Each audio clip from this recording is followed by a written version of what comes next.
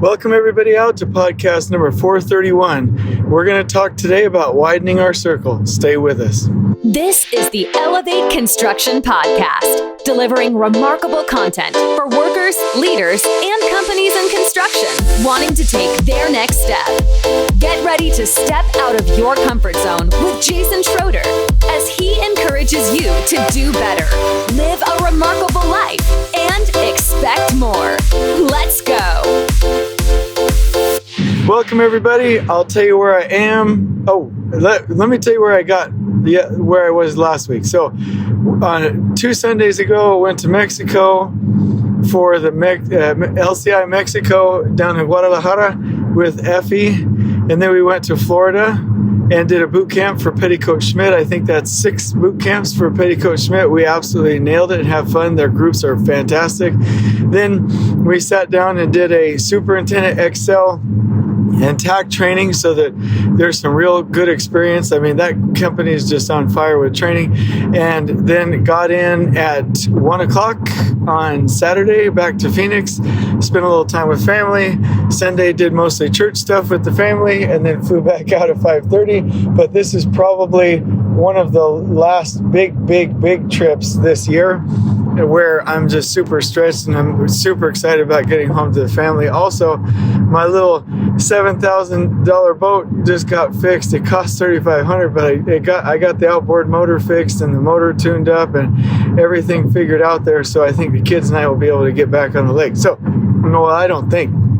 We're going to. So it was funny because I've been not taking the kids to the lake because the boat's been in repair.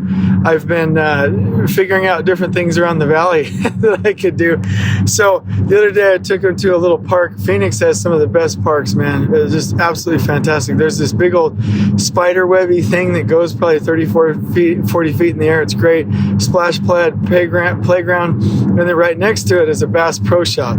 So I made the mistake of, no. It's not. I mean, it's super fun. If you go into Bass Pro Shop, like, it's like being in the wilderness. I go in there and I'm like, how did they schedule this thing? I mean, it's so fun. They've got animals on rocks all over the place, waterfalls, fish, bears. Katie's super scared of bears, but anyway, so we got in there and my kids talked me into buying a bunch of fish stuffed animal pillow things, and so I was like, I gotta get this boat back. We gotta go out and have fun on the lake. But anyway, why did I start talking? Okay, so then I flew in, got in at 2 a.m. to St. Louis last night, and driving over to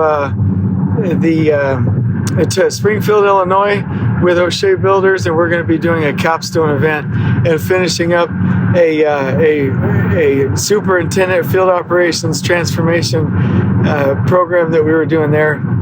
I'll be back on Wednesday, and I'm really looking forward to the holidays, and it's my birthday on Sunday. So super jacked about that. I'm driving. I again apologize for the audio, but the show must go on, and I have lots of questions and little concepts and podcasts that I need to cover, that I get to cover during this little drive here. So this one today, sorry that took so long. This one today is going to be about widening our circle. A field engineer reached out to me and said, hey, how do I make decisions in the field without stepping on my superintendent's toes and causing trouble and making somebody angry? Like, how can I be confident that I'm making the right decisions and making the right calls at the right time? Thought that was a very neat concept, and it always goes back in my mind to widening the circle. So let me just give you a little bit of background. I've given you this background before, but let me just take like 30 seconds of your time. So when I first went to DPR Construction and started working with Ryan Young, he really broke me in on this concept of copying everybody on emails, sharing texts, making sure that we were coordinating together. And I was really against it because I had come from a mindset of authority, hierarchy. Hey, why do I have to check in with my boss? I don't like having bosses. But he and Derek taught me dude, it's not about having bosses. It's not about asking for permission. It's about we're your team and we should act as a team. If we're going to go make a play together as a team, we should do it together. Widen your circle. Make sure that you're circling in every member of your team. I also remember a time when there was a fire truck that ran past the job site, and I didn't think too much of it.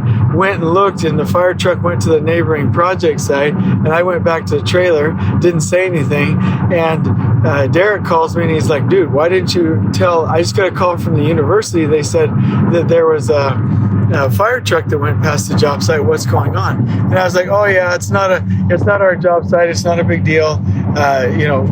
Check, blah, blah, blah. Not a big deal. We just, it has nothing to do with this. And he's like, well, first of all, that's not being very good stewards of our customer, because that project site is theirs too.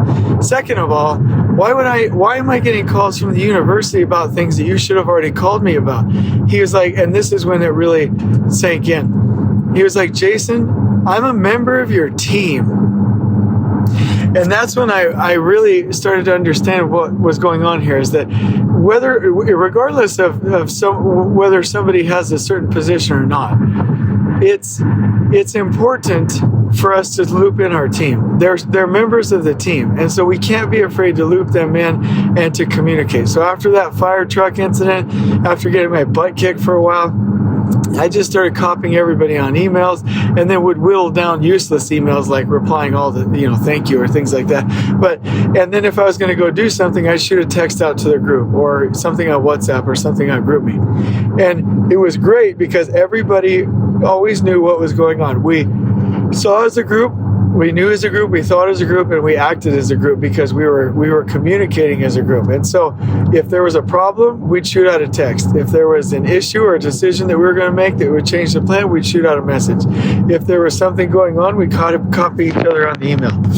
If it was something that somebody else needed to know, we would walk over to their desk and make sure that we hooked them up with the right information. And it just became a habit. Hey, who do I need to loop in instead of being in this siloed world?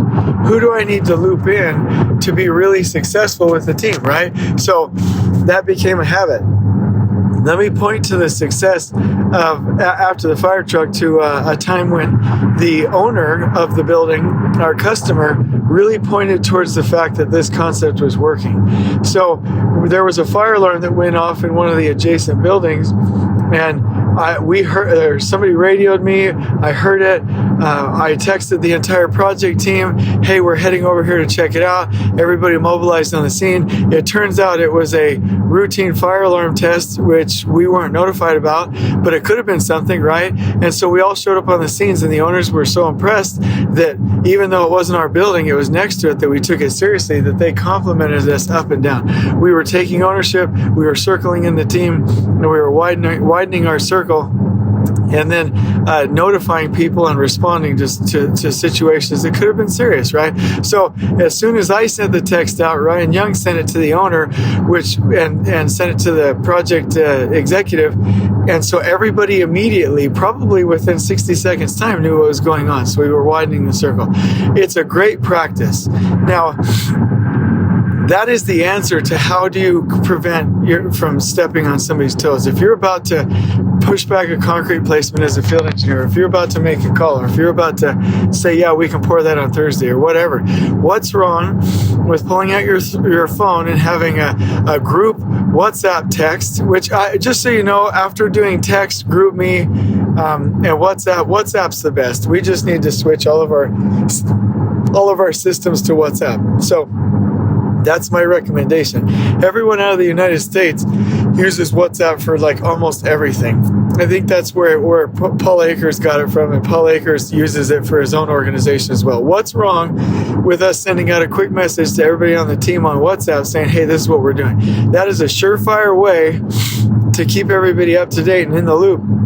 and make sure that we're not stepping on people's toes because we're letting them know. So the system that we follow at Elevate, when we're about to make a decision or do something, we put it on WhatsApp, and then somebody has about 2 hours to respond, or hopefully they respond right away. But if nobody responds, it's like, hey, let's go. That person is expected to move forward with it. So people are expected to think, decide, act, move forward with it. But checking it with the team is super, super powerful.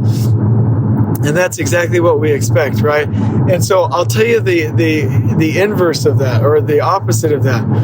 It's when somebody tells you something after the fact, or when after the fact you find out and you're like completely surprised by it, or it could have been quality controlled, or now we're in trouble because we could have gotten a second set of eyes on that, or you never know what's going on, or you're never in sync with your team members because you never know what each other's doing.